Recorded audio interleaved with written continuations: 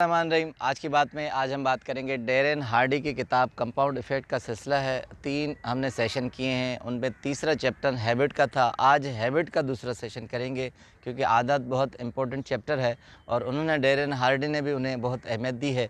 तो उसके दूसरे चैप्टर में हम आदत पर चलेंगे।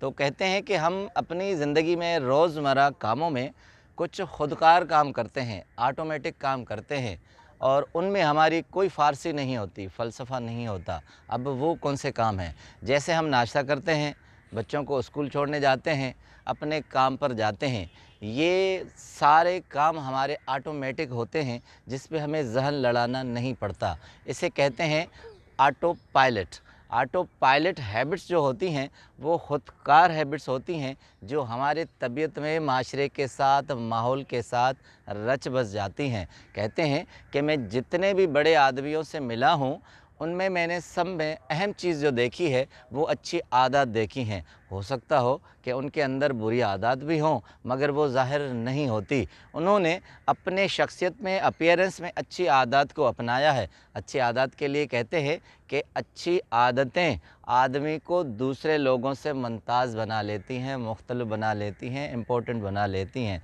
तो कहते हैं कि मैं बचपन में छोटा था तो मेरे वालिद साहब ने मुझे अच्छी आदत के बारे में एक शख्सियत से इंट्रोड्यूस करवाया था। मैं बहुत छोटा था मगर वो शख्सियत मेरे ज़हन में इतनी रच गई कि मैं उसके बारे में सोचता था। वो शख्सियत कहते हैं कि लैरी जो थे। लैरी जो कहते हैं कि छोटे थे बचपन में तो 12 साल के जब हुए तो उन्हें बास्केटबॉल खेलने का शौक़ हुआ। कहते हैं उनकी कोई अच्छी परफॉर्मेंस नहीं थी, अच्छी कारकर्दगी नहीं थी। बास्केटबॉल के कोर्ट में जब आते थे तो थ्रू जो करते थे तो कोई उनकी थ्रू में परफॉर्मेंस नहीं होती थी। कहते हैं कि 12 साल के बाद उन्होंने अपनी आदत ऐसी अपना ली कि वो स्कूल जाने से पहले 500 मरतबा ब्रेक थ्रू करता था, जिस तरह बास्केटबॉल में अपने शोल्डर को करके करते हैं। तो कहते हैं कि ये आदत उन्हें आहिस्ता आहिस्ता एक मज़बूत प्लेयर की तरफ ले गई और 12 साल से 20 साल के अंदर यानी 8 सालों में उन्होंने अपने आप को एक मज़बूत प्लेयर के तौर पे जाना जाया। और उसने कहा कि हल्का अहबाब उसको ये हमेशा कहते थे कि तुम्हारे ब्रेक थ्रू में कोई दम नहीं है, मगर 8 साल में जितनी उन्होंने लैरी ने मेहनत की तो उसके शोल्डर से पता चल जाता था कि वो शोल्डर कितना परफेक्ट है। कहते हैं कि लैरी जो आहिस्ता आहिस्ता लैरी बर्ड बन गया, यानी बास्केटबॉल के कोर्ट में जब आता था वो एक परिंदे की तरह उड़ता था। उसकी कोर्ट्स की हिट्स इतनी शानदार होती थी कि उसे लोग लैरी बर्ड्स कहने लगे। हैरत की बात कि एक वक्त ऐसा आया कि वो आलमी चैम्पियन बन गया, इंटरनेशनल प्लेयर बन गया। कहते हैं कि basketball NBA national basketball association में कोई भी ऐसा ब्रेक थ्रूअर नहीं आया इसकी हिस्ट्री में जैसे कि लैरी बर्ड आया। उसके बाद कहते हैं वो इतना आलमी चैम्पियन और इतना मशहूर हो गया कि उसे एक और खिताब मिल गया और वो था लैरी लीजेंड।